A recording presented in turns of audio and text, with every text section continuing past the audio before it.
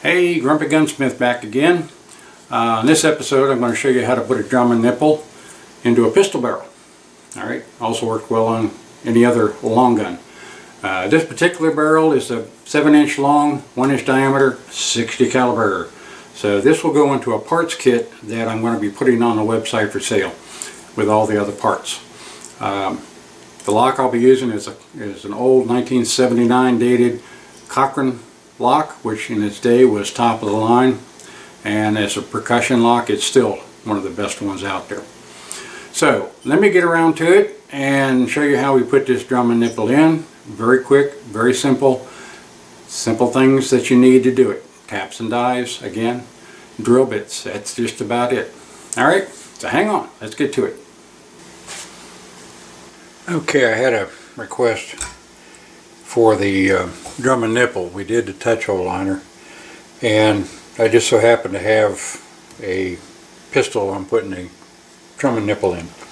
So we're going to do that right now and show you how quick and easy that can be.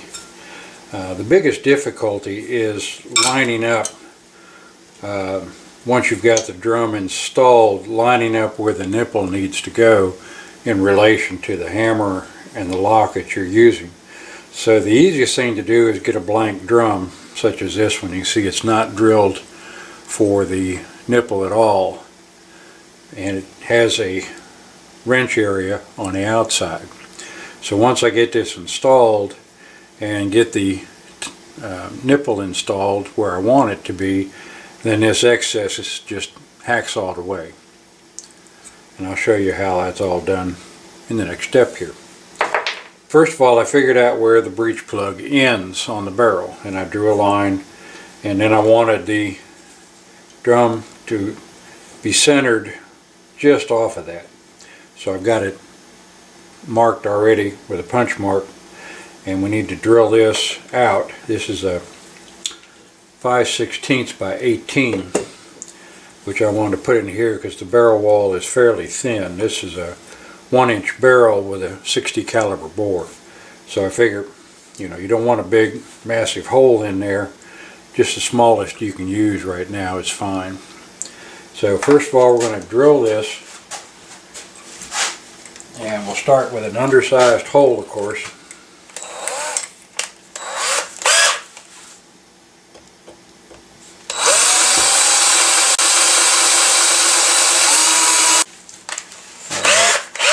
Now we'll go up to the diameter I need, and according to the tap we use a 17/64. So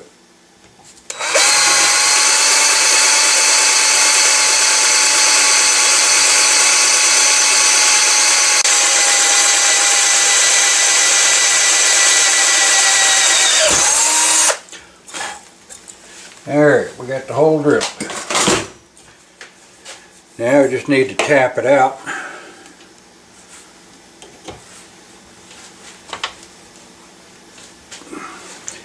And again, just like with the touch hole, you want to make sure this is perpendicular both ways, both this way as well as this way.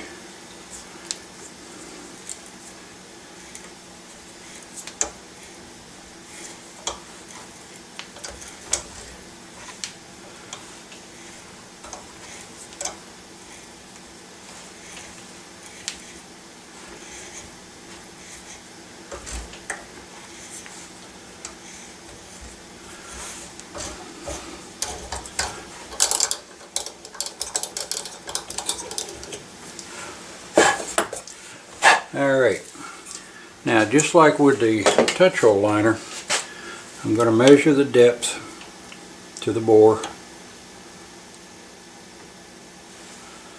and I will need to cut a little bit off of this.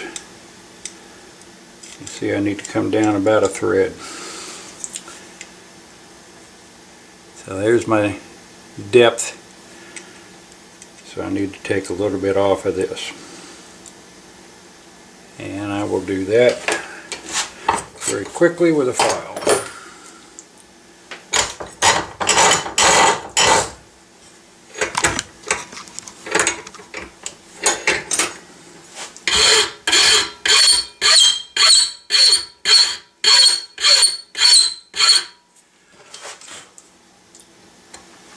checking how much you take off.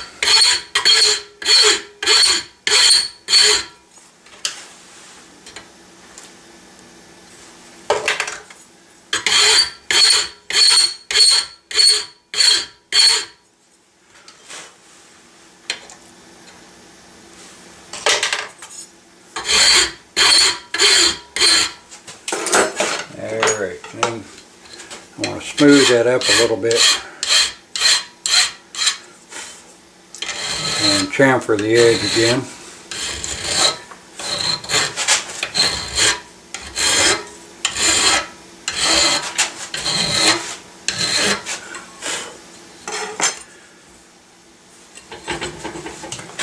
Another thing that's good to do is go ahead and countersink this hole that'll be inside the barrel, and that will help the powder find its way down into the drum. So you can see that there, just slightly chamfered, and it's the right depth. So now we'll set it in to the barrel.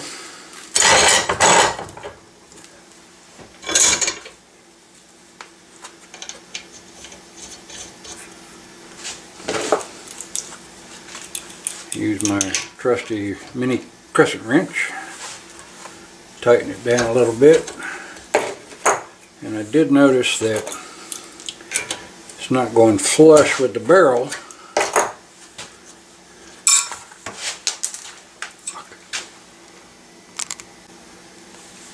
Alright, this was not going flush with the barrel because this has a shoulder at the top edge here, which is not threaded, and you can take care of that one of two ways. Either you can counter drill this just a hair, but the barrel wall is so thin I hate to take away any thread area that might help with the strength putting this in. The other option is simply thread this.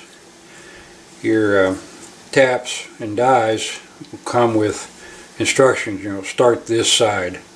Well, we've already got it started that side, so the other side here is flat, and you can actually thread right up to his shoulder by using that side of it.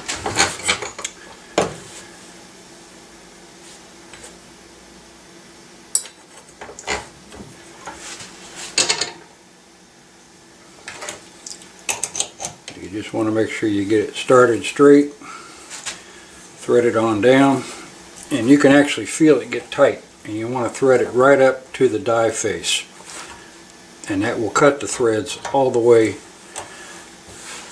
to get rid of that shoulder.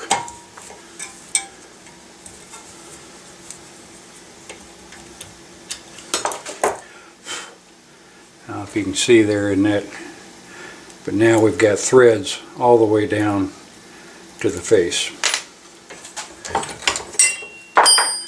So let's try this again.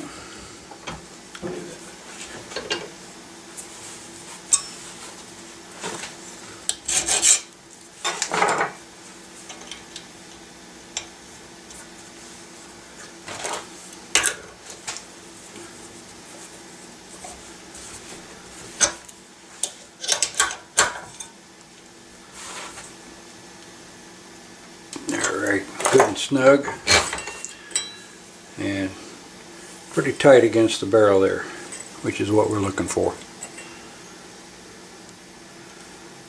Now the next thing will be to get the lock and see where the hammer is going to strike against that drum.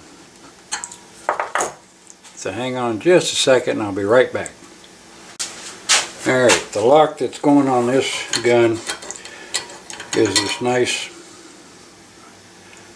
Cochran lock, Bill Cochran, and it's dated 1979, never been on a gun.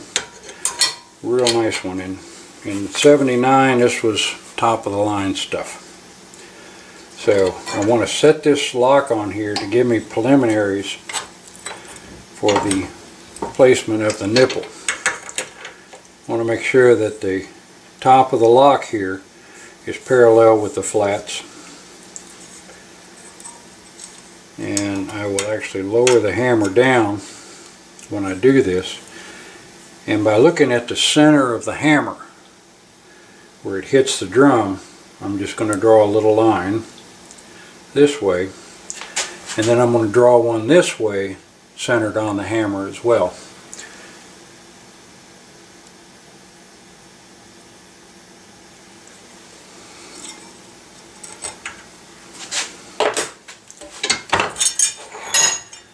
Now if I look at this, you can probably see I got my line that comes across here,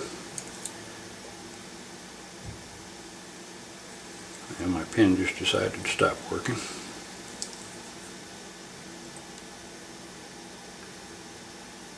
So I got this line, and then if I drag this line over,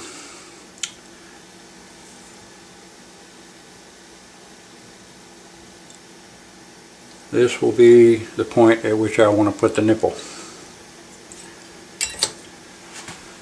So by setting this in the vise, so that the nipple's resting on the vise face, you can now center punch that.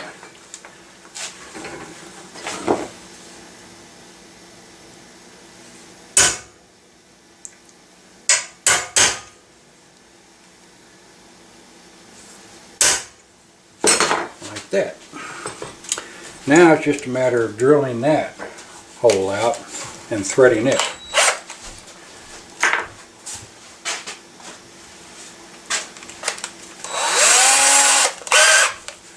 So we start undersized again, and what I want to do is look down on it and make sure that I'm seeing equal sides of the drum, so that I'm centering myself down on the hole that goes through the drum. And then I re-drill it to the final size for threading, and this is with a number 4 bit again.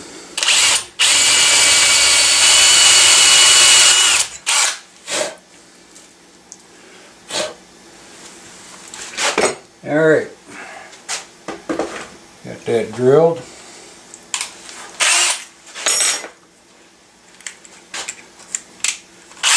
Now I'm going to countersink this just slightly. Gets rid of any burrs on the edges. And then we tap this out 1/4 28 to fit the nipple that I chose.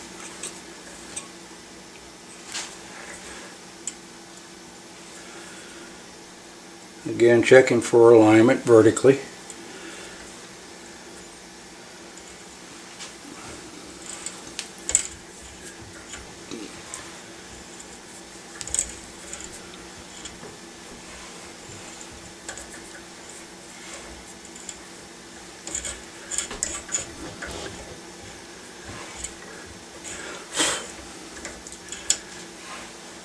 Backing that tap out every half turn or so will clear it of chips so it doesn't bind in there.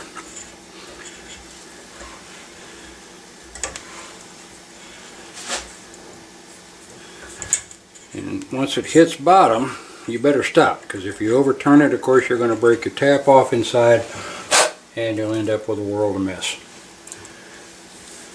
I think I can go just a little bit deeper.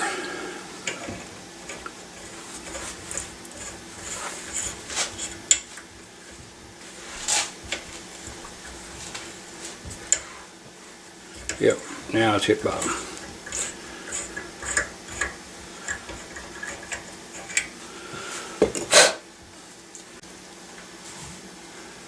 So now we install the nipple in. Got my trusty nipple wrench.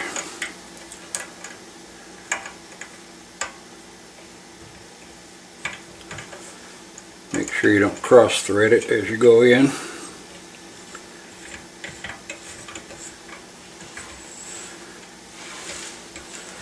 Snug it down until the base is touching the drum nice and tight.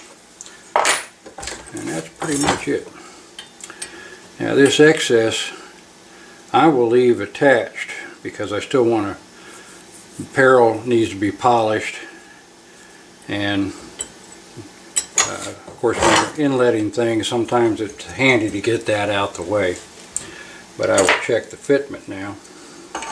Simply put this hammer back in place. Okay.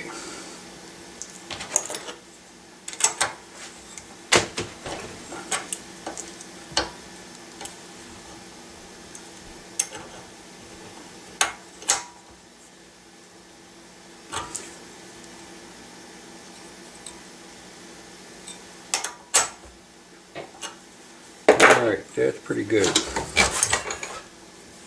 Now, as you can see, the hammer's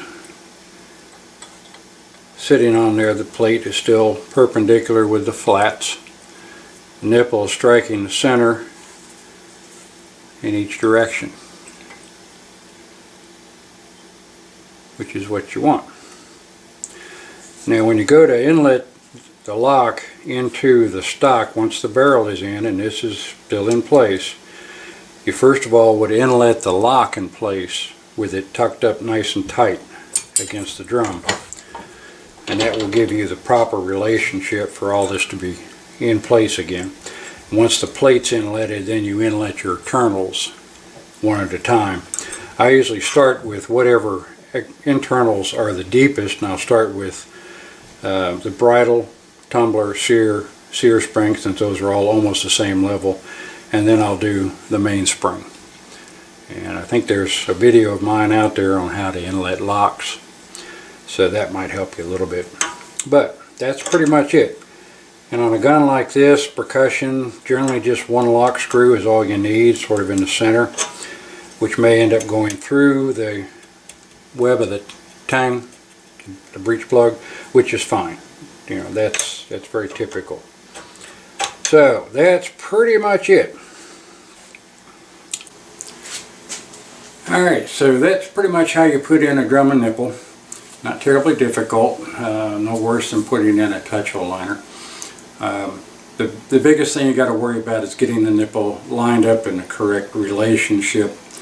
And if you want to, if you're going to take the drum and nipple out quite often, you can put a little punch mark on the drum and on the barrel on the underside, and that'll help you line things up again each time you put it in. You don't want to overstress it.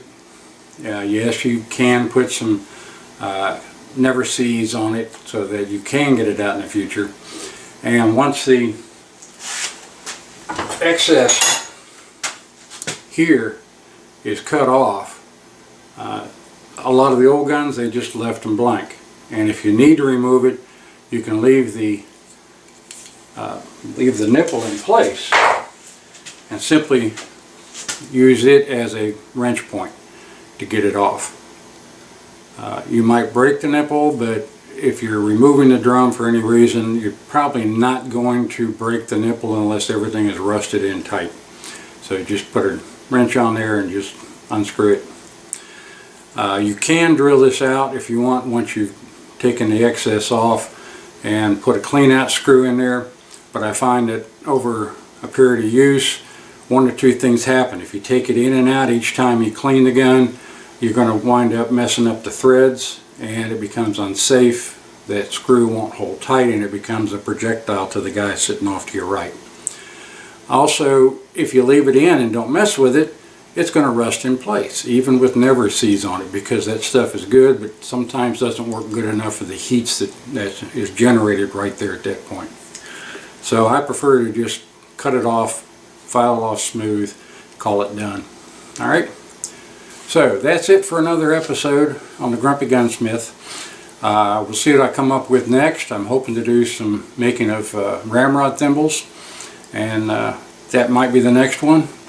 I've also got installing a wooden patch box, making one and installing it in a gun.